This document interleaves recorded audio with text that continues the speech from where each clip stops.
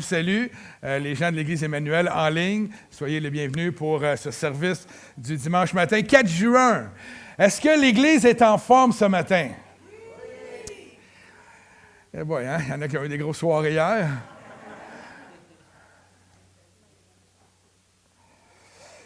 Ce matin, la semaine, mardi, en fait, lundi soir, mardi passé, le Seigneur a mis un message sur mon cœur. Je me suis dit, « Ah non, Seigneur, il me semble qu'on vient de parler de ça. » Et des fois, comme pasteur, on aime ça arriver avec des choses, je sais pas, des révélations incroyables à vous partager pour que vous soyez impressionnés, là, tu sais. C'est pas vrai. Mais je réalisais cette semaine en étant en train de prier pour les gens qui sont malades dans l'Église. On a quelques personnes dans l'Église en ce moment qui vivent des difficultés au niveau de leur santé physique. Et lorsque je priais pour eux, je réalisais que plusieurs prient pour eux. Plusieurs même visitent les malades pour aller prier pour eux. Plusieurs, même le mardi soir à la prière, régulièrement, on prie pour tous les malades à l'Église. Moi, je fais des visites chez certaines personnes qui sont malades. Il y a des gens qui sont seuls et ils sont malades. Et c'est vraiment, c'est quelque chose qu'on fait ici à l'Église. Et je réalisais pendant que je priais pour ces malades-là, pour nos frères et sœurs, à quel point l'Église est importante. Je me disais, il n'y a aucun endroit dans le monde où des gens se préoccupent de gens malades, de gens seuls, de gens abandonnés. On le voit avec Acte de vie, hein, nous avons ce privilège-là d'aller dans un centre de personnes âgées. Hein, on fait des visites d'amitié qu'on appelle avec l'équipe de Caroline. Ils vont là et on va visiter des gens seuls, des gens souvent abandonnés ou qui n'ont presque pas de visite. Et pendant que j'étais en train de prier, le Seigneur me disait, « Tu vois l'importance de mon corps, l'importance de mon Église. Es-tu capable de le réaliser? » Puis là, je me disais, « Seigneur, je le sais, je suis pasteur, tu n'as pas besoin de me le dire. » Mais le Seigneur m'a dit, « Normand, c'est capital pour l'avancement de mon royaume, qu'on puisse comprendre la puissance que l'Église peut engendrer dans une communauté. » La puissance de l'Église aussi pour notre communauté, entre nous. Et j'étais dans cette méditation-là par rapport à l'Église. Je me suis dit, Seigneur, ça n'a pas de sens. Il faut qu'on réalise la puissance qu'on a entre nos mains à travers notre fraternité. C'est plus que qu'est-ce qu'on pense. Plus qu'on est ensemble, plus qu'on est fort. Plus que nous sommes visibles, plus qu'on est fort aussi. Vous savez, une église cachée, elle ne peut pas exercer de puissance, elle est cachée. Une église exposée nécessite de la foi. Parce que lorsqu'on expose notre Seigneur Jésus-Christ, c'est parce qu'on croit qu'il peut agir, il peut faire des choses incroyables. Right?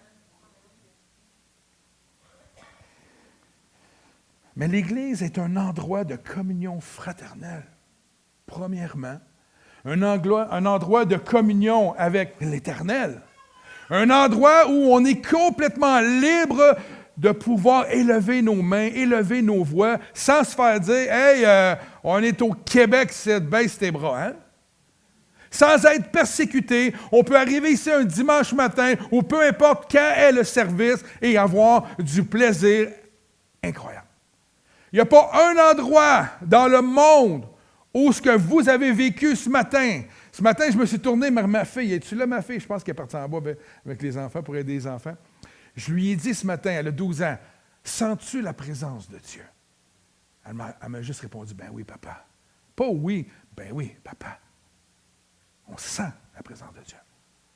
Quel est l'endroit où on peut sentir la présence de Dieu comme ça? À part dans nos temps de dévotion personnelle. Oui, des fois, lorsqu'on fait de l'évangélisation, lorsqu'on fait du ministère, il va arriver des moments où on va sentir la présence. Mais c'est très rare qu'on arrive à notre travail et puis on est en train de dîner sur l'heure du dîner puis qu'on sent la présence de Dieu avec les commentaires très élevants, ou je ne sais pas comment dire, comment on dit ça, inspirants de nos compagnons de travail. Donc, l'Église devient un lieu extraordinaire. Il est essentiel, frères et sœurs, de comprendre, surtout dans les jours que nous vivons, l'expression qui dit « Ils avaient tout en commun ».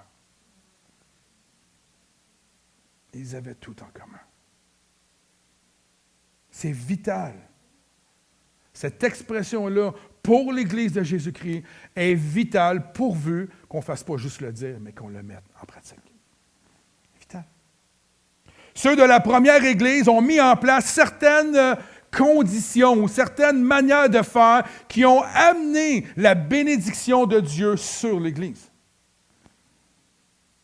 Et je suis convaincu que si je vous posais la question ce matin, voulez-vous véritablement recevoir la bénédiction sur notre Église? Qu'est-ce que vous répondriez? Hein? Non, mais, là, vous allez me dire, quelle question, pasteur? Ben oui, c'est ce qu'on veut. Plus une Église vit des relations authentiques basées sur ce témoignage-là des Écritures, de la première Église, comment ils étaient tissés serrés, plus elle vit, va amener comme résultat de vivre dans la crainte de Dieu. Pas la crainte d'avoir peur de Dieu, mais dans cette crainte-là de voir Dieu agir au milieu de nous. Et à partir de là, Dieu fait croître. Plus le miraculeux, je parle de Jésus, prend place au milieu d'elle, de son Église, plus l'essence de l'homme charnel disparaît pour laisser place à la présence magnifique de notre Seigneur Jésus-Christ. Alors la clé de l'Église, des débuts, c'est qu'il partageait tout. D'où le titre de mon message, qui a été mêlez pas de suite, très inspiré. Vous savez comment j'étais un petit comique, hein? Qui vient du petit dictionnaire, comment tu appelais ça, Pierre, la semaine passée, le petit normand? Pour ceux, il y en a ce matin, vous allez déconnecter, vous allez dire, c'est quoi ça? C'est parce qu'il y a eu une révélation dans mon cœur il y a 2 semaines. Un mot révélé. Et le titre du message, c'est « Partageons ». J'ai même cherché comment l'écrire. Et c'est partage tout, hein? C'est ça que ça veut dire. Partageons, c'est le diminutif de partage tout. Et il partageait tout. Et il partageou.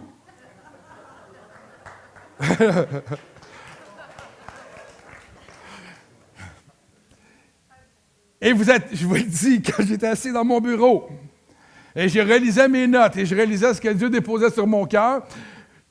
Moi, je pense que Dieu, c'est un comique aussi, OK? Il ne m'a pas créé moi, puis Roland, puis il n'est pas drôle. Non. C'est ça, Dieu, c'est un petit comique. J'ai déjà fait un message dans une église il y a plusieurs années. C'était dans un cadre de jeunesse. J'appelais ça « Dieu, un petit comique ». Et j'avais sorti plein de choses dans les Écritures par rapport à la création, par rapport à tout ça, où c'est drôle ce que Dieu a fait.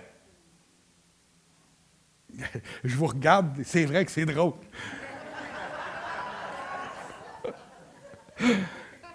Mais j'ai rajouté quelque chose d'un peu plus sérieux en dessous, c'est faire croître au milieu de nous. C'est-à-dire, faire croître cette mentalité-là au milieu de nous, de garder actif, de garder vivant l'idée que les Écritures nous encouragent de tout partager entre nous, d'avoir tout en commun. Je ne vous dis pas que ce matin qu'il faut qu'on donne nos maisons. Non, je ne suis pas là. Je ne suis pas encore là. Le Saint-Esprit ne m'a pas dit ça. Mais je réalisais cette semaine en méditation que c'est vrai qu'on partage tout. Vos dons, vos talents, ce que les musiciens ont fait ce matin, ils nous ont partagé un don que Dieu a déposé dans leur vie. Ce que le prédicateur ou l'enseignant en mi-semaine fait, c'est partager. On partage tout. On partage la prière. On partage des larmes ensemble. Lorsque Mijoter Maison prépare des repas pour des gens qui vivent des moments difficiles des fois, des moments intenses dans leur vie, c'est partager tout. Lorsque vous donnez vos dîmes et offrandes, vous ne le savez peut-être pas, vous ne le réalisez peut-être pas, mais ces argents-là contribuent à aider d'autres gens dans le besoin au milieu de l'Église. On partage tout. Et ça, c'est la clé, une des clés des 4 piliers, on l'a vu la semaine passée, de l'Église. Mais dans les 4 piliers sont relationnels, sont fraternels. Ils ne sont pas individuels. Ça ne dit pas qu'il faut avoir une communion fraternelle. Ça dit la fraction du pain, l'étude biblique, la prière et la communion. Ce sont 4 éléments qui sont les piliers de l'Église, qui sont basés sur nos relations interpersonnelles. Et à ceci, il ajoutait tous les jours à l'Église. On va le lire ensemble. On va relire ce texte-là. Acte 2, 42, 47, qui dit ceci, « Il persévérait dans l'enseignement de qui? Des apôtres. » Nous. Right? Dans la communion fraternelle. Nous. Right? Je parle en anglais parce que Becky est là. C'est juste ça. Je pratique mon anglais. Dans la fraction du pain, c'est-à-dire des repas, les agapés, les moments ensemble. Vous savez que quand on va manger avec un frère, une sœur, on est en couple avec des amis, il y a une dimension d'intimité. Il y a quelque chose de puissant qui se trouve là, parce qu'on est à l'écoute de l'autre, l'autre est à... Il y a quelque chose. Dans les prières. Et c'est ce qui m'a allumé cette semaine. Les prières. La crainte s'emparait de chacun. Quand ils étaient ensemble, la crainte s'emparait de chacun et il se faisait beaucoup de prodiges et de miracles parmi les apôtres. Qui ne veut pas ça? Qu'est-ce qu'on veut voir? Combien de fois j'entends les chrétiens dire « Je veux retourner à l'Église, hein, les premières églises où il y avait des signes, des miracles, des prodiges, où les apôtres marchaient, leur ombrage guérissait les malades. » C'est écrit dans les Écritures. Hein? Un mouchoir qui avait touché Paul. Les gens prenaient le mouchoir, l'appliquaient sur des malades, ils étaient guéris. Excusez-moi, mais ça, c'est la puissance de Dieu. Ce n'est pas le culte du mouchoir. Le mouchoir n'a rien à voir. Et ils étaient réunis, et ils étaient ensemble, et ils priaient. Ça dit les prières, tous ensemble, et ils priaient. Peux-tu vous garantir que si on le voit dans les jeûnes et prières, 21 jours consécutifs ensemble, qu'est-ce qui se passe? On dit tout le temps, c'est extraordinaire les jeûnes et prières. C'est extraordinaire parce qu'on décide de prendre 21 jours consécutifs où on prie ensemble. Mais imaginez, tous les jours, ils allaient au temple. Tous les jours, ils finissaient de travailler, ils disaient, on va prendre un petit 15 minutes, mais aller au temple. Ça ne disait pas qu'ils passaient des heures. Ils allaient au temple, priaient ensemble. Ils arrivaient au temple, moi, j'ai eu une journée de ça. Pierre, tu veux-tu prier pour moi, s'il te plaît? Pensez-y. Tous les jours se rencontrer, hein? Vous seriez tannés de me voir. Mais il reste quand même quelque chose d'intéressant. Tous ceux qui croyaient étaient dans le même lieu. Ils avaient tout en commun. Ils vendaient leurs propriétés et leurs biens et ils partageaient le produit entre tous selon les besoins de chacun. C'est le début de l'Église. Ils vendaient tout parce que l'Église... Mais aujourd'hui, on a des emplois, on a les moyens d'aider, de s'entraider mutuellement. Il y a un texte, je ne me souviens pas du texte, qui parle que nos richesses, notre surplus devrait servir à aider ceux qui n'en ont pas. C'est quoi le texte d'autre, t'en souviens-tu? Chérie, voyons.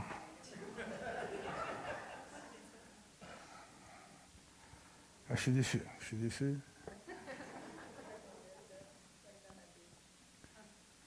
Ça dit au verset 46, ils étaient chaque jour tous ensemble, assidus au temple, ils rompaient le pain dans les maisons. Être ensemble, ce n'est pas juste ici. C'est entre nous. Nos amis, sont-ils nos frères? Sont-ils nos sœurs? Je ne dis pas qu'il ne faut pas avoir d'amis non chrétiens, c'est pas ça que je dis.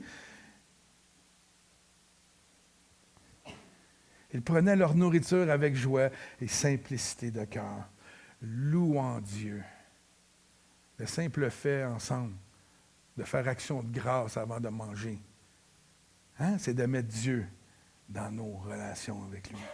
Dire, Seigneur, merci. Merci pour ton abondance.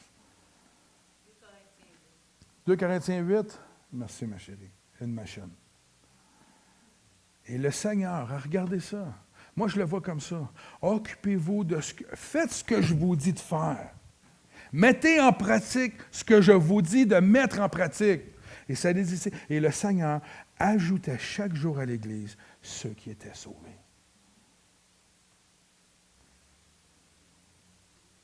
Voilà ce que nous devons faire sans relâche, c'est-à-dire faire croître au milieu de nous notre communion fraternelle. Amen.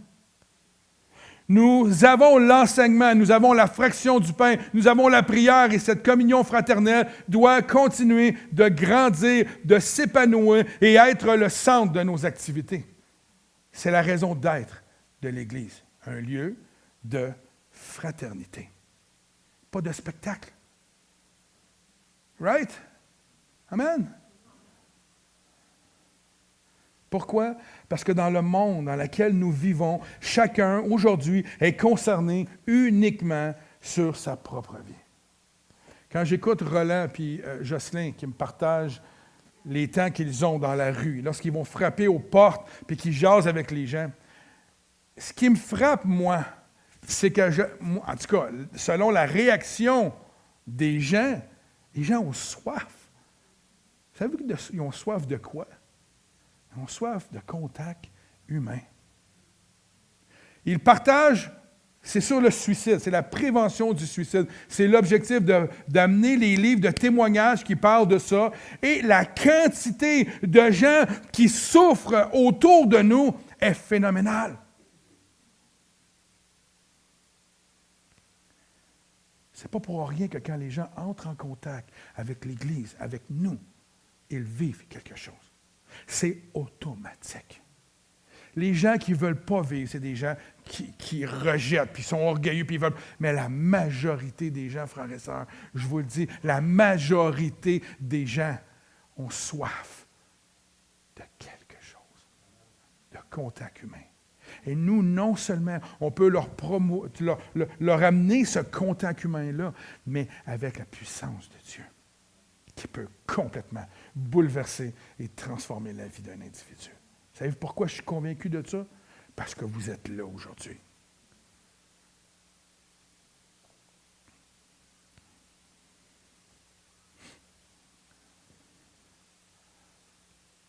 J'ai le goût de faire quelque chose un matin. Y en a-tu ce matin qui serait courageux pour dire, on va prendre l'Église Emmanuel, OK? Qu'est-ce que dans l'Église Emmanuel, une personne, un individu, une façon de fonctionner, un temps de louange, qu'est-ce qui vous a touché lorsque vous êtes venu ici la première fois? Faites-moi pas une prédication, s'il vous plaît.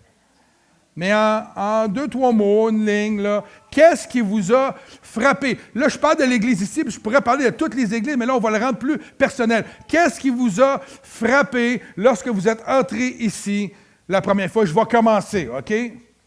La première fois que je suis venu prêcher ici, juste avant qu'on appelle à venir m'installer ici pour le ministère, vous ne le saviez pas, on m'avait juste invité. On vous avait dit que c'était un invité. Moi, j'avais dit au comité diacre à l'époque, je veux venir tâter le terrain. Je veux voir si le monde sont fins. C'est pas vrai. Je suis juste venu prêcher ici. Je voulais avoir un contact avec les gens. Et ce que j'ai ressenti, c'était l'accueil et la soif d'écoute. Il y avait une soif d'écouter lorsque je prêchais. Donc, j'ai fait comme, wow, c'est merveilleux. Qui aurait dites-le, là, arrêtez, soyez pas gênés. Camille. L'amour des gens. C'est ce que tu as ressenti lorsque tu es arrivé ici la première fois. Amen. Le soutien des gens, les uns vers les autres. D'autres choses? Ah oui, trouver une famille et des amis. Avant ça, tu te sentais comme seul, j'imagine, ou?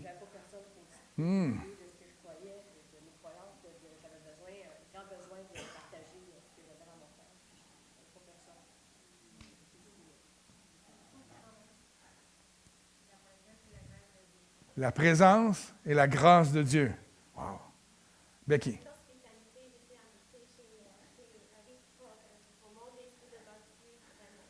L'hospitalité.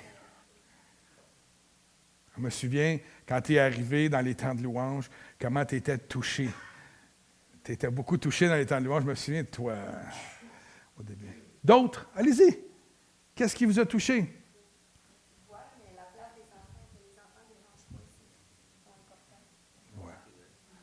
Les enfants sont importants.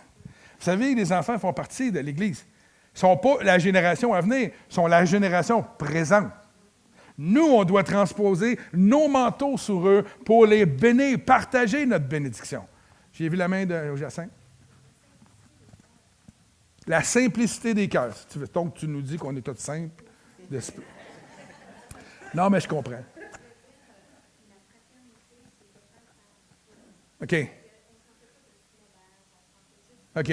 Une fraternité palpable. OK, je comprends. Il me semble que j'ai vu une main.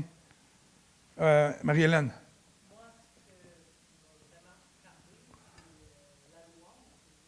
Ouais. Ouais.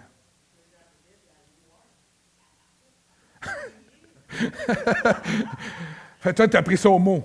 Ouais.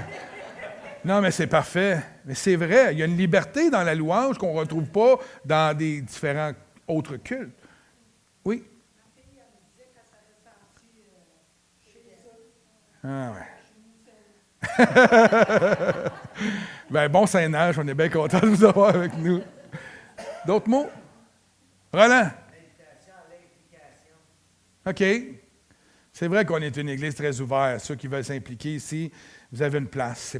C'est pas un mot qu'on dit en l'air. Si vous avez à cœur de vous impliquer, il y a une place pour vous. Ça fait partie. Jocelyn.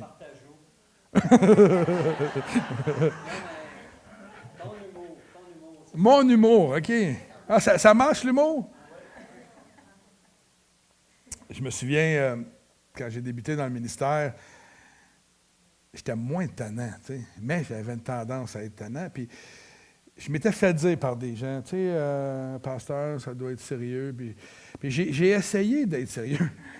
Non, mais dans le sens que j'ai essayé de prêcher d'une manière plus sérieuse, plus, tu sais, de prendre un vocabulaire plus pointu, de faire attention, jusqu'au jour où le Seigneur m'a simplement dit, « Normand, tu es ce que tu es, je t'appelle à me servir comme tu es. Reste-toi, n'essaie pas d'être quelqu'un d'autre. » Et à partir de ce jour-là, j'ai commencé à prêcher comme moi je me sens, sans prendre des mimiques de quelqu'un d'autre ou d'agir. C'est correct d'imiter des frères et des sœurs dans la foi, il n'y a pas de problème avec ça, mais de rester soi-même. Et c'est ce qui est le plus important dans moi, c'est que chacun d'entre nous, nous puissions être soi-même au milieu de l'Église. On n'appelle pas aucune personne à se joindre à l'Église Emmanuel et à tomber dans un moule. Vous devez rester vous, selon votre couleur, selon votre identité, qui vous êtes, et contribuer à amener une couleur qui est extraordinaire à l'Église Emmanuel. C'est ça la beauté de l'Église. Parce que vous savez quoi? Au ciel, il va en avoir des couleurs. Il va en avoir du monde bizarre. Tu sais, tous les chrétiens qu'on trouve bizarres, là, vont être au ciel. Je me souviens, quand j'étais dans une église à un moment donné, à Montréal, il y a quelqu'un qui m'a dit « Oh, mais là, pasteur, il fait du bruit, nanana, nanana. » Non, c'est pas Montréal, c'est ici. C'est ici. Il dit « Il fait du bruit, il dérange. » Regarde, je vais le dire, c'était Gilles. Vous vous en souvenez de Gilles, qui venait ici à l'église? Gilles, il est loud. Loud, il parle fort. Amen! Ah! Puis là, il se retournait, il regardait les autres. Ah, c'est bon, qu'est-ce qu'il vient de dire? Il était loud. Et moi, je venais d'arriver à l'église, puis à un moment donné, il y a des gens qui sont venus moi, m'ont dit « Pasteur, on devrait lui dire de se calmer. » Je leur ai dit « Pourquoi? Il ne dérange pas? » Ouais, mais tu sais, mais j'ai dit « Dérange-tu? Ça vous dérange-tu? Vous perdez la connexion avec le message? Ou non, mais tu sais, s'il y a des nouveaux qui arrivent, les nouveaux, ils vivront avec. C'est mon frère. Et le dimanche qui a suivi, je suis monté sur stage. Le premier Amen qui a été dit, c'est qui vous pensez? C'est Gilles. J'ai dit, hey mon Gilles, reste comme que t'es puis continue. Les autres, ils étaient comme. Je suis tannant, que voulez-vous? C'est important, les relations que nous avons les uns avec les autres.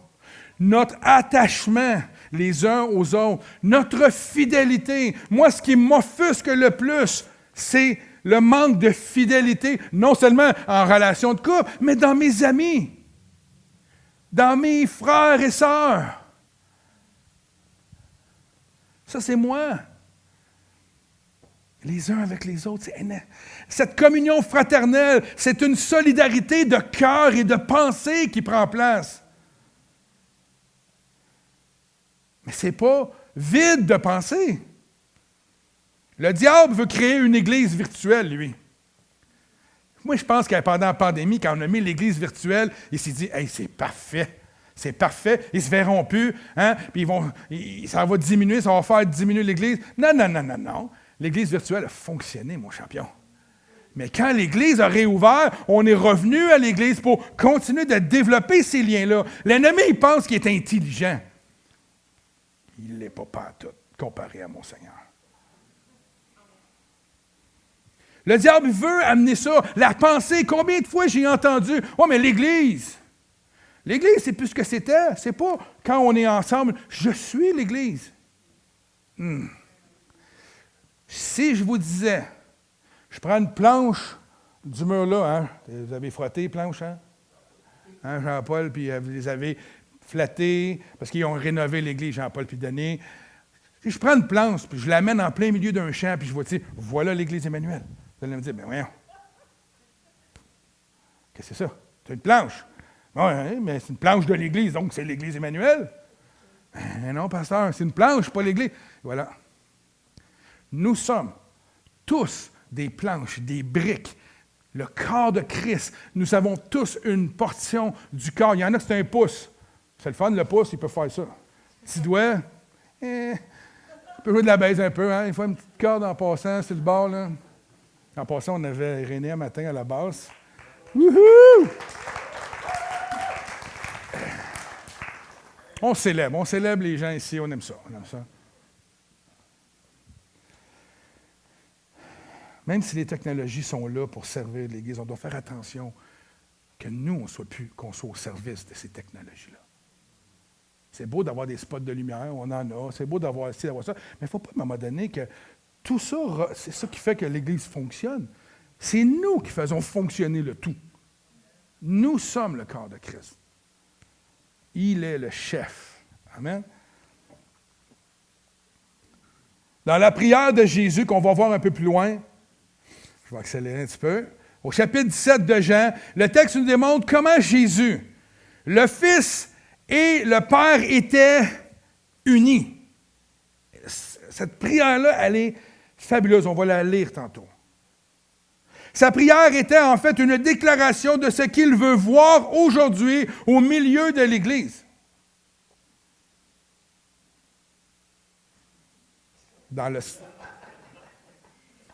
Ça a chanté, hein? Je pensais que c'était toi, Christian, qui ronflait.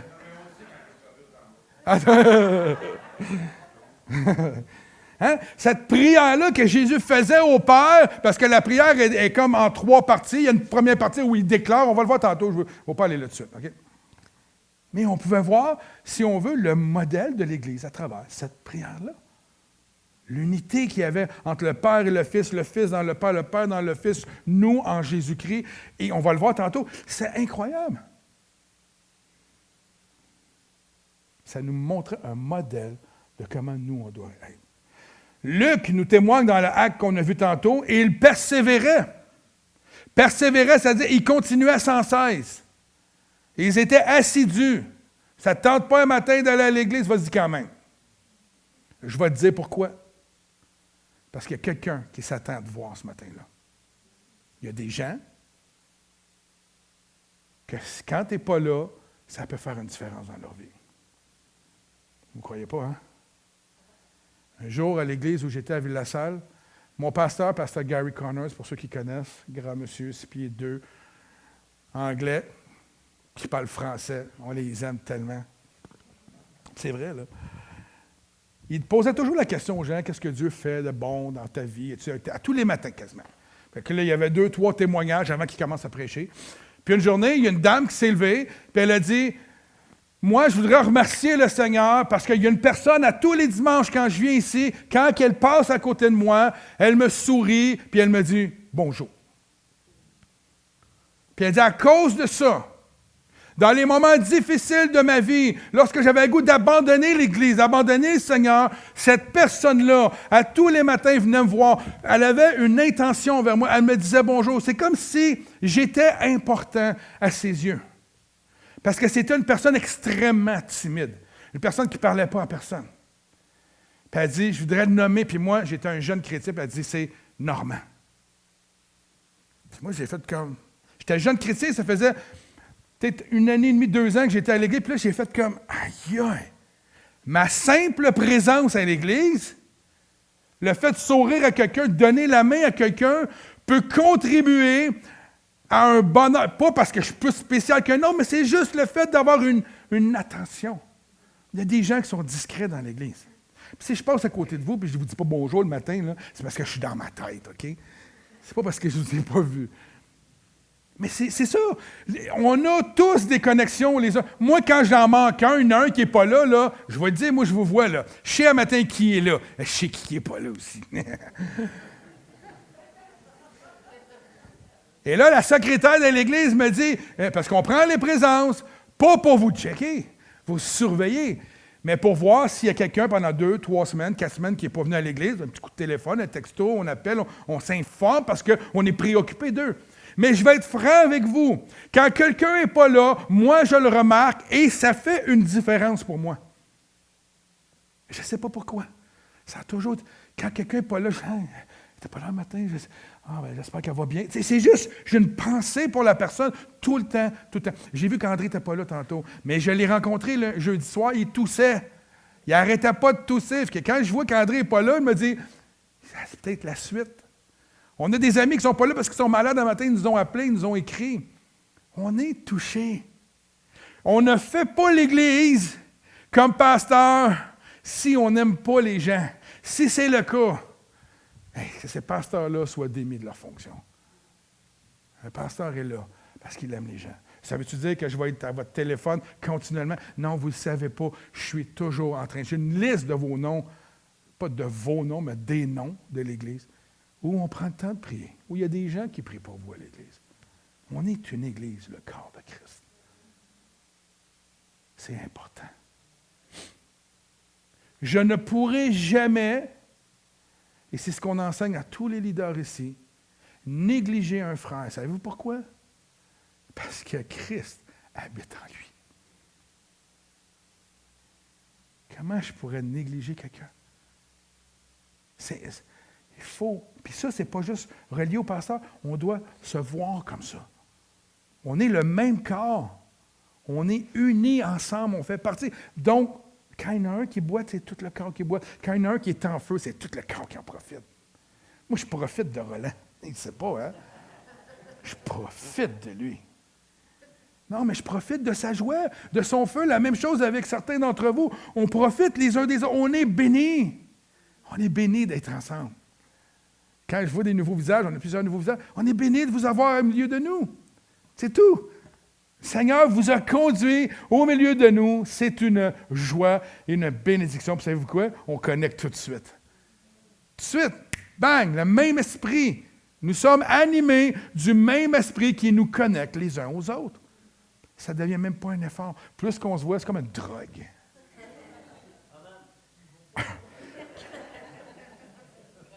On parle ici, Peter, hein, on parle avec expérience. Oui. On doit persévérer, continuer. Beaucoup de chrétiens, malheureusement, viennent seulement pour la prédication.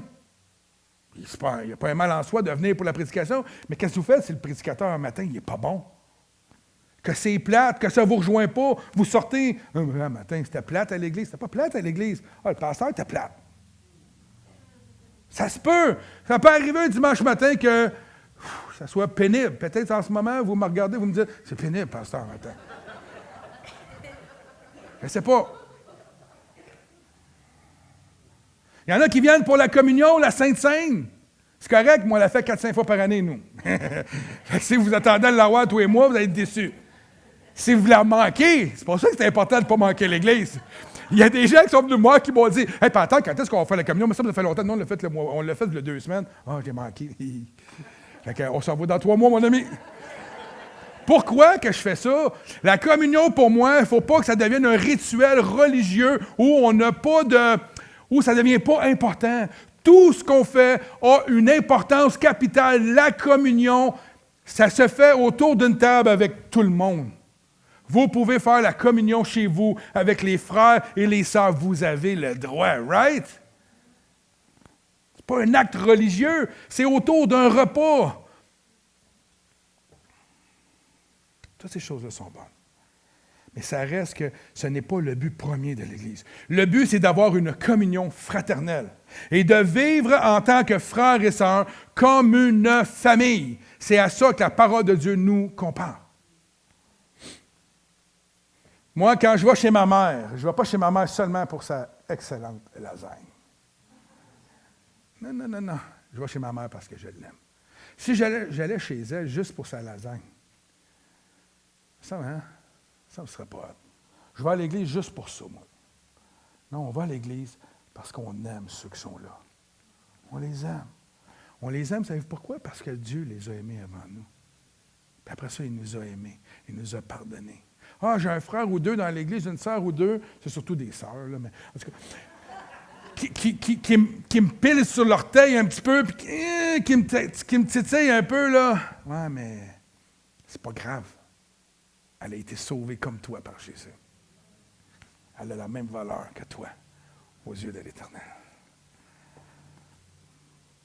Il nous faut avoir une relation qui est basée sur l'amour, d'avoir un attachement profond et vrai. Être unis à Christ nous unira automatiquement aux autres, et surtout lorsqu'on est ensemble. Et comme ce matin, on élève ensemble la voix pour louer l'Éternel. Il n'y a rien de mieux qui peut unir son Église que lorsqu'on est ensemble.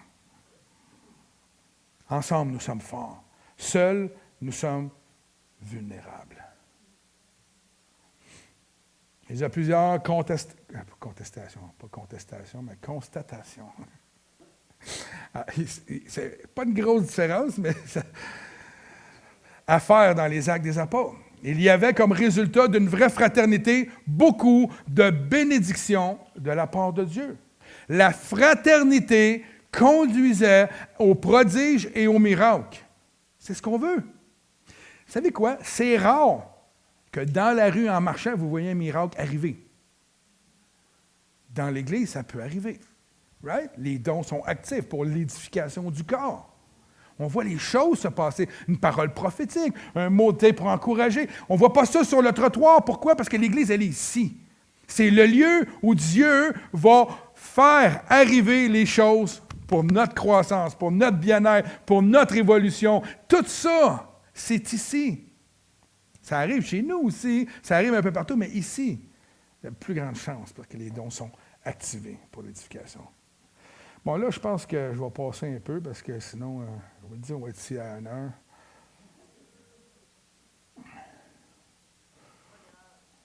Oui, je le sais bien, mais je le sais bien. Dans le chapitre, je vous ai parlé du chapitre 17 tantôt de la prière de Jésus, on va aller directement à ça parce que je veux prendre un temps avec ça. Dans l'Évangile de Jean, à mon sens, à moi, ce texte-là, c'est probablement un des plus beaux de tous les évangiles. C'est vraiment c'est inspirant. On voit Jésus juste avant le jour de son arrestation, puis on connaît toute la suite. Il va vivre vraiment la persécution, le jugement, il va se faire crucifier. Bon, on connaît toute la suite. C'est vraiment des temps d'extrême douleur, de sacrifice incroyable. On voit Jésus faire une prière qui est complètement extraordinaire. Et dans cette prière, nous voyons le cœur de Jésus pour nous. On le voit à travers cette prière se soucier de nous. On le voit vouloir notre meilleur. Dieu cherche à ce qu'on soit meilleur, qu'on s'améliore. Il veut notre bien-être. Et on le voit aussi croire en nous. Sachant très bien, Jésus savait très bien que chacun d'entre nous, nous n'étions pas parfaits, qu'on était pour vivre des temps de crainte, des temps de désobéissance. Amen. Des fois, on va mettre Jésus un petit peu de côté, on va faire nos vies. Il le savait très bien, mais Jésus n'en fait même pas mention. Il fait plutôt référence dans ses dernières prières. C'est comme si, au lieu de regarder à nos faiblesses, à nos manquements, il regarde aux possibilités de ce qu'il va faire avec nous, de ce que le Père va faire avec nous. Lorsqu'on est ensemble, est-ce qu'on voit les possibilités que Dieu a avec chacun d'entre nous? Ou on est plus porté à dire « Ah, lui, il n'est pas bon dans ça. Ah, lui... » Non. On devrait être comme Jésus. Voir qu'est-ce que Dieu peut faire avec un individu. C'est ce qu'on fait avec nos enfants. Lorsqu'ils ont des talents, quand ils sont jeunes, c'est sûr qu'ils sont les mains en charge de certaines affaires tout de suite. Ça se peut que ça fasse des dégâts, mais on le sait, on met notre foi en eux, on les voit grandir, on voit les talents arriver, on voit les dons arriver. Et c'est la même chose pour vous. Dieu vous transforme de gloire en gloire, de jour en jour. Il vous rassure, il vous forme. Et là, il y a des leaders autour de vous qui observent ce que vous êtes, qui vous êtes et comment vous évoluez au point où un jour, on vous appelle au ministère, où on vous appelle à servir. Allons ensemble. Jean 17, on va commencer au verset 6, parce que le premier, de 1 à 6, c'est plus la dimension où Jésus demande à Dieu, là, redonne-moi ma gloire de ce que j'étais avant, ramène-moi à ce que j'étais avant ma venue sur terre. Donc, on va aller vraiment à la prière que Jésus fait pour ses disciples. Il commence au verset 6 en disant ceci. « Je t'ai fait connaître aux hommes, en parlant au Père, que tu as pris du monde... » excusez-moi. Je t'ai fait connaître aux hommes que tu as pris du monde pour me les donner. Ils t'appartenaient et tu me les as donnés. Et c'est intéressant ici. Nous appartenions à Dieu et Dieu nous a donné à Jésus. Right? On lui appartient. Moi, j'aime ça. Quand Dieu donne, c'est Dieu qui donne. On ne parle pas de n'importe quoi. Donc, vous êtes précieux. Vous avez été un cadeau de l'Éternel. Moi, quand je l'ai lu, j'ai fait comme « Ah, c'est vraiment hot! » On est précieux. On a été donné à Jésus. Puis on connaît la suite. Regardez bien ça. Ils ont gardé ta parole. Des fois, je me dis, pour moi, il a passé vite. Parce que des fois, je l'oublie, sa parole. Mais Jésus croit en nous. C'est comme s'ils ont gardé ta parole. Ils ont entendu ce que je leur ai dit à propos de ton amour et de qui je suis. Et ils l'ont gardé parce qu'ils se sont convertis. Ils ont gardé ta parole. Maintenant, ils savent que tout ce que tu m'as donné vient de toi. Car je leur ai transmis fidèlement le message que tu m'avais confié. Ils l'ont reçu. 10 sur 10. Aussi ont-ils reconnu avec certitude que je suis venu d'auprès de toi. Et ils ont cru que c'est toi qui m'as envoyé. Wow! Jésus est comme en train de témoigner pour nous auprès du Père. C'est une prière, mais c'est comme une prière qui dit « Seigneur, regarde comment ils sont beaux. Regarde, Seigneur, comment ils ont entendu. » Tu n'auras pas besoin, finalement, d'avoir un autre plan. Ça marche, Seigneur. Ça, c'est la version norme, OK? On se souvient de Pierre, quand Pierre il a reconnu que Jésus était le Fils de Dieu, le Messie. Qu'est-ce qu'il lui a dit? Heureux, tu es heureux parce que le Père te l'a révélé. Jésus est en train de dire au Père, Seigneur, ça marche. Ça a été révélé. Ils ont saisi qui je suis. Ils ont compris le plan parfait que tu avais pour eux. Je te prie pour eux. Je ne te prie pas pour le monde. Ici, je suis allé voir beaucoup de commentaires. Ici, il dit, il prend le temps de prier pour nous, les disciples, les enfants de Dieu, puis il ne prie pas pour le monde. Puis certains commentateurs disaient, mais c'est un peu comme contradictoire parce qu'il nous dit de prier pour nos ennemis, de prier pour les gens, nanana. Mais la prière ici, c'est comme une prière où il dit, Seigneur, ça c'est mon équipe là, en ce moment, là. Il y en a d'autres, on va le voir plus loin, il y en a d'autres qui vont s'ajouter, mais là, je veux prier pour eux. Ils sont précieux pour moi. Je veux que tu entendes qu'est-ce que j'ai à dire, Seigneur, au sujet de ceux que tu m'as donnés, de ceux que j'ai pris 3 ans et demi de ma vie pour marcher avec eux, prendre soin d'eux, prier avec eux, les entendre pleurnicher. Je veux les amener à toi. Il y a quelque chose là-dedans d'intéressant. mais pour ceux que tu m'as donnés parce qu'ils t'appartiennent. Car tout ce qui est à moi est à toi. Comme tout ce qui est à toi est à moi. Ça, là, c'est extraordinaire. Si quelqu'un vous dit que Jésus-Christ n'existe pas, là, ou que ce n'est pas le Fils de Dieu, ce n'est pas Dieu dans la Trinité, vous pouvez citer ça. Regardez, car tout ce qui est à moi est à toi. Ça, c'est facile à dire. Même moi, je peux le dire. Seigneur, tout ce que j'ai, ça t'appartient. Right? Facile de dire ça. Mais de dire l'inverse, que tout ce qui t'appartient, Seigneur, ça m'appartient à moi. Ça nous montre à quel point le Fils est dans le Père est dans le Fils et qu'ils sont un. Tout lui appartient. Vous savez quoi? Je sors mon message là, mais nous sommes les fils de Dieu, les fils et les filles de Dieu. Tout nous appartient aussi. Pas comme le Fils, Jésus-Christ. Mais vous comprenez ce que je veux dire? La Bible a dit qu'on est co-héritier avec Jésus-Christ. Donc, c'est l'héritage de Jésus, c'est cela. Ça veut dire que nous aussi, on est un en lui. Mais on va le voir un peu plus loin, OK? Je ne veux pas vous mélanger.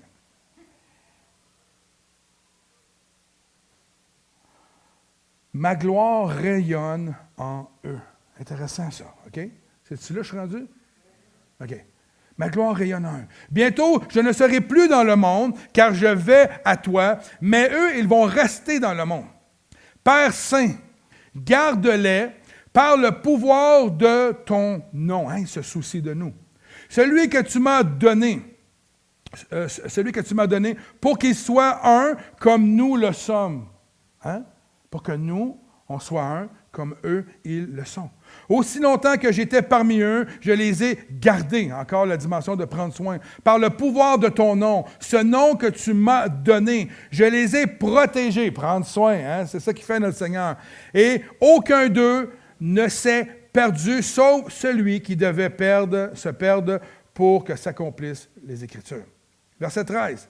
À présent, je retourne auprès de toi et je dis tout cela pendant que je suis encore dans le monde pour qu'ils possèdent en eux cette joie. La joie que lui avait. Moi aussi. C'est ce qu'il veut. Il veut ça pour nous. Donc, il veut nous voir joyeux. Il veut nous voir joyeux. C'est la prière qu'il fait. Il veut nous voir. Ça a-tu sauté ou. Ouais? Qu'est-ce qui a sauté? Tout. Bon, ben, je vais vous le lire. Vous allez être obligé d'entendre ma belle voix. Il y en a qui se bouchent les oreilles, il faut inclure les paroles, mais là, vous allez être obligé d'entendre. À présent, je retourne auprès de toi et je dis tout cela pendant que je suis encore dans le monde pour qu'ils possèdent en eux cette joie qui est la mienne, une joie parfaite. Amen. Je leur ai donné ta parole et le monde les a pris en haine parce qu'ils ne lui appartiennent pas. Avez-vous compris? On n'appartient pas à qui? Au monde. Comme moi-même, je ne lui appartiens pas. Nous appartenons pas à ce monde. Désormais. Pourquoi? Parce que nous sommes une nouvelle création en Jésus-Christ. On vit dans ce monde, mais nous n'appartenons pas à ce monde. Alors, j'ai une question. Pourquoi investir dans ce monde? Ça vient de même spontané. Je ne te demande pas de les retirer du monde, mais de les préserver du diable. Ils n'appartiennent pas au monde comme moi-même, je ne lui appartiens pas. Consacre-les par la vérité. Le mot consacrer, il y a peut-être des versions que c'est sanctifié, right? Y en a-tu que c'est ça? Sanctifié. Agazio, c'est ça que ça dit dans le grec. Ça veut dire être sanctifié. Il demande à Dieu de nous sanctifier, de nous consacrer, c'est de nous sanctifier, de nous séparer des choses qui sont profanes et de nous amener à être dédiés à Dieu. Wow! La consécration, c'est de nous séparer des choses de ce monde, des choses profanes, pas du monde, mais des choses profanes de ce monde, et de nous consacrer à lui. Wow! Nous purifier, nous nettoyer. Fait que Jésus dit au Père, « Père, Garde-les en toi. Tu sais, consacre-les. Amène-les à ça. Il est intéressé. Ta parole est la vérité. C'était bon matin, le message que tu as amené, Jocelyn. Ça venait un peu toucher mon cœur par rapport à ce texte-là. Comme tu m'as envoyé dans le monde, moi aussi. Écoutez bien. Moi aussi, je les envoie. Nous sommes envoyés dans le monde. Amen. Moi, quand je baisse mes yeux de là, c'est ça, je perds, moi. Je lui envoie. Il croit en nous, notre Seigneur. Il y a plus de foi que certains d'entre nous, on a envers nous-mêmes. Et il dit, il nous envoie. C'est intéressant. Et je me consacre moi-même à toi pour eux. Tout ce qu'il faisait, c'était pour nous. Toutes les actions que Jésus a faites sur cette terre pendant ces années-là, il les a faites avec des témoins qui ont pu écrire, nous témoigner, afin que nous aussi, on puisse connaître ce qu'il a fait, pour qu'il soit un modèle que nous puissions reproduire ce que notre Seigneur a fait. Il nous envoie. Pour eux, pour qu'ils soient à leur tour consacrés à toi par la parole. Son sacrifice nous permet d'être consacrés, frères et sœurs. C'est ce que ça fait. Même notre consécration, notre sanctification, notre désir de nous améliorer provient de Dieu. Tout est de lui.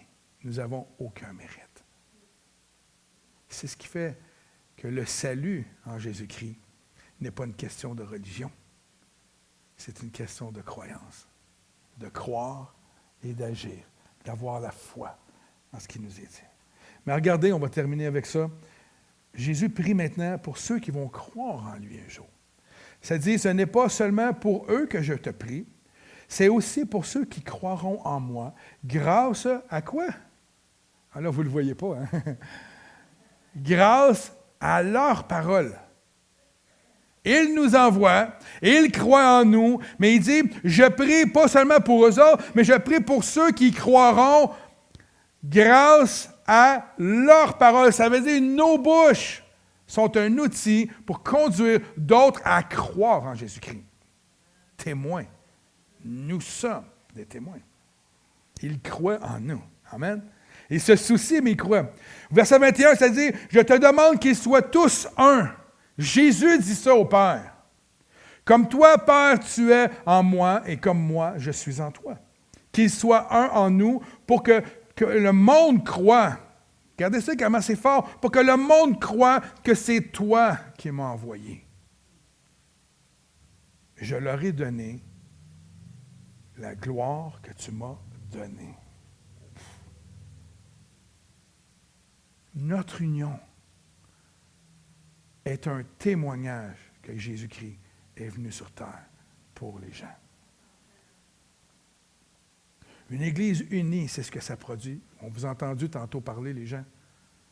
Tous les petits témoignages que vous avez donnés quand vous êtes entrés dans ce lieu, c'est tout le résultat d'une communion fraternelle.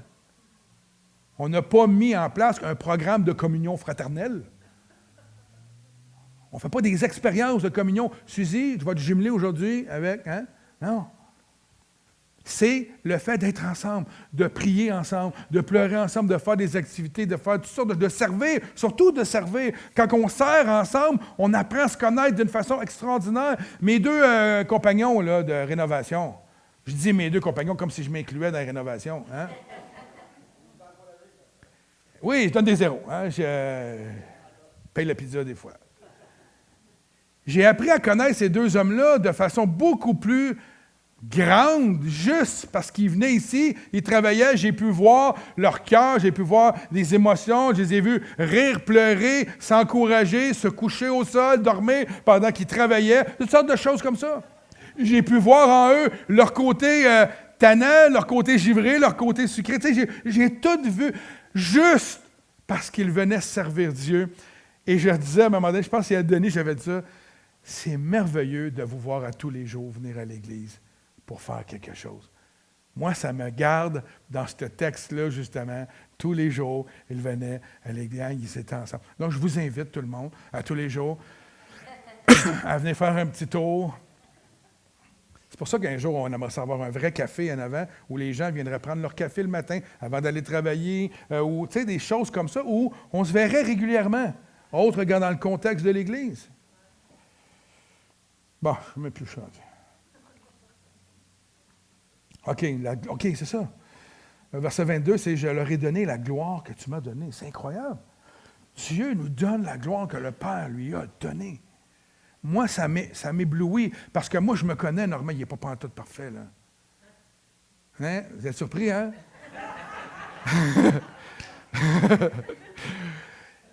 Mais Dieu nous accorde la gloire, il nous donne la gloire du Fils. Quand je lis ça, je fais « Voyons, Seigneur », mais c'est parce que le Père ne nous voit plus pécheurs. Il nous voit à travers son Fils. Et c'est pour ça qu'on a droit à tous ces privilèges-là. C'est pour ça qu'on a droit, on a accès aux bénédictions de Dieu. C'est pour ça qu'on a accès à sa grâce par son sacrifice à la croix. Nous ne sommes plus vus comme des pécheurs, nous sommes vus comme des partenaires dans le royaume de Dieu. C'est merveilleux.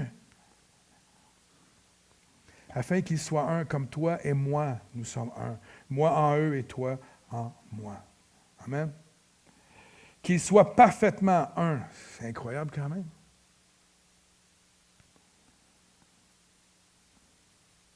Alors ça, c'est une note à moi. Je n'ai même pas de texte.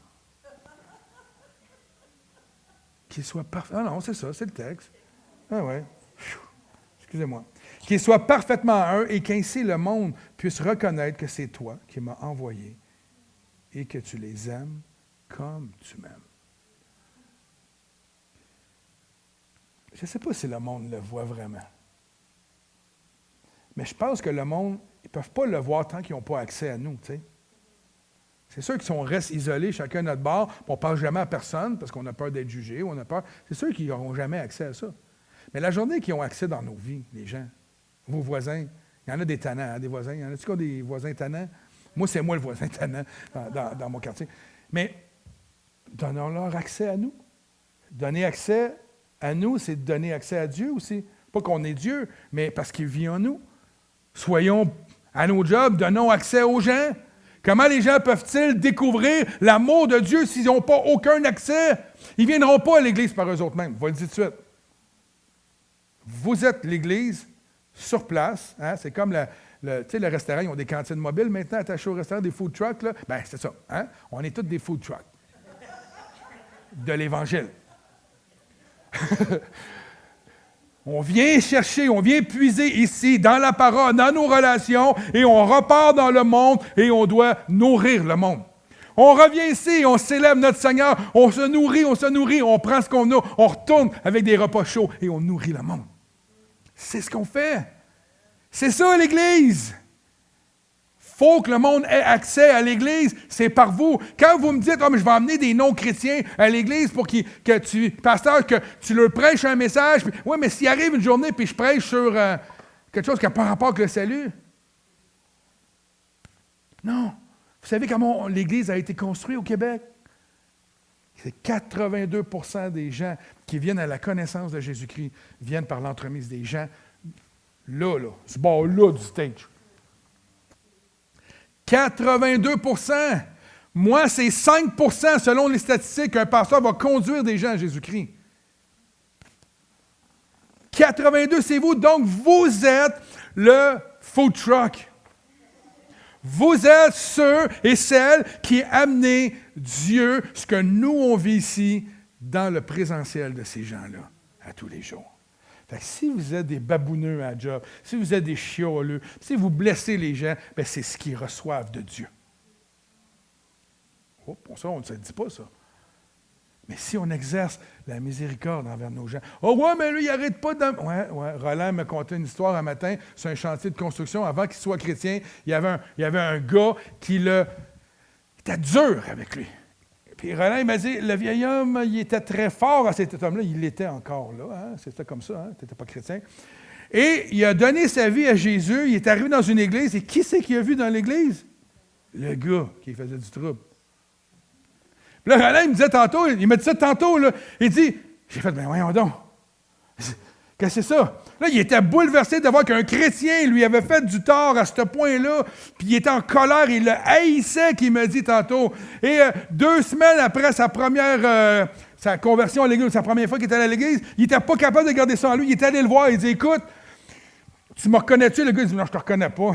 Oh, yeah, right. Il ne le reconnaît pas. Et là, il a dit au gars, écoute, je veux te demander pardon. Il y a 2 semaines de vie chrétienne, je veux te demander pardon. Parce que je t'ai haï. Le gars, il fait comment? Ah, ouais. Puis le gars, dit, c'est correct, tu ne me reconnais pas, non. Puis là, je pense qu'une autre semaine après, il était allé le voir, puis il ne le reconnaissait pas encore. Puis à un moment donné, le gars qui l'avait blessé est allé voir Roland pour lui dire, je t'avais reconnu. Puis moi aussi, je vais te demander pardon. C'est quand même un beau témoignage. Parce que tu n'aurais pu jamais venir à Jésus-Christ. 2 amis. Wow. Mon Père, mon désir, regardez ça, est que ceux que tu m'as donnés soient avec moi là où je serai. Wow. Et qu'ils contemplent ma gloire. C'est ce que Dieu veut, c'est ce que Jésus veut. Celle que tu m'as donnée, parce que tu m'as aimé avant la création du monde. Père, toi qui es juste, le monde ne t'a pas connu, mais moi je t'ai connu. Et ceux-ci ont compris que c'est toi qui m'as envoyé. Je t'ai fait connaître à eux et je continuerai à te faire connaître pour que l'amour que tu m'as témoigné soit en eux et que je sois moi-même en eux. Quel poète extraordinaire, notre Seigneur. Quel texte! Je demande aux musiciens de venir ce matin.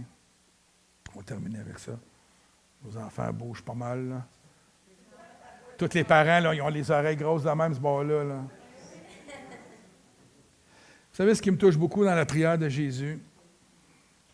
On dirait que c'est son testament, dans le fond, qu'il est en train de livrer au Père. Il est en train de dire, Seigneur, voici les désirs de mon cœur pour mes disciples. C'est ça qu'il est en train de faire. C'est de le voir, Jésus, alors qu'il est dans un moment de souffrance. La souffrance a déjà commencé. Il sait ce qui l'attend. Il sait comment ça va être pénible. Il ne pense pas à lui. C'est de le voir intercéder en notre faveur auprès du Père. Pour rappeler au Père que, Papa, tu es un en moi, moi en toi, eux en moi, eux en toi, toi en eux, etc., etc. N'est-ce pas merveilleux? Moi, là, si je sais que je suis pour mourir demain, ça se peut, je ne pense pas à vous autres. Ça se peut très bien. Mais lui, non, c'est son cœur. C'est ce qu'il veut. Il nous a chéris, il nous a protégés, il investit en nous. Il y a beaucoup des boss ce matin, toutes sortes d'affaires. C'est toi, hein, ça? Ah.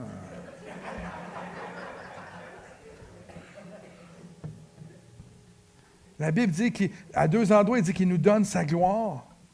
Hein, comme le Père lui avait donné à lui, de nous faire découvrir l'amour du Père comme le Père l'a fait pour son Fils. Voici un Jésus extraordinaire. Ce qui nous démontre clairement que nous appartenons autant à Jésus qu'au Père et que nous sommes ses enfants à même titre que le Fils est son Fils. C'est comme si Jésus, juste avant d'être glorifié et être de retour dans sa position glorieuse, hein, notre Jésus, glorieux avant sa venue sur terre, désirait nous partager tout ce que le Père avait partagé avec lui. Hein, quand on lit les Écritures, on voit l'espèce de communion très serrée entre le Père et son Fils. Et on dirait qu'il est en train de dire, Père, cette communion-là, j'aimerais tellement ça qu'eux aussi puissent l'avoir. La raison pourquoi ce texte est touchant, c'est que nous pouvons voir la nature de la relation entre le Père et le Fils. C'est ce qu'on voit dans la prière. Et cette nature-là, c'est une nature familiale, frères et sœurs.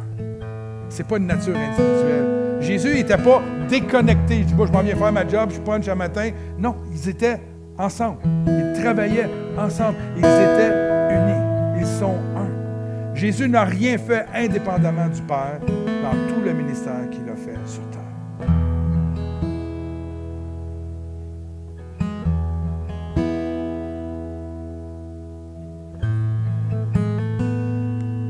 suis mis une petite note en terminant. Je vais terminer avec ça.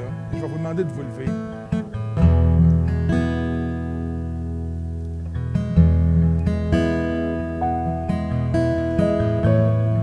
La raison pourquoi Jésus nous expose à tout cela dans sa prière, c'est qu'il désire que nous aussi, nous puissions avoir cette même relation avec le Père que lui, il a eu. De voir le Père et de voir le Fils tout partager.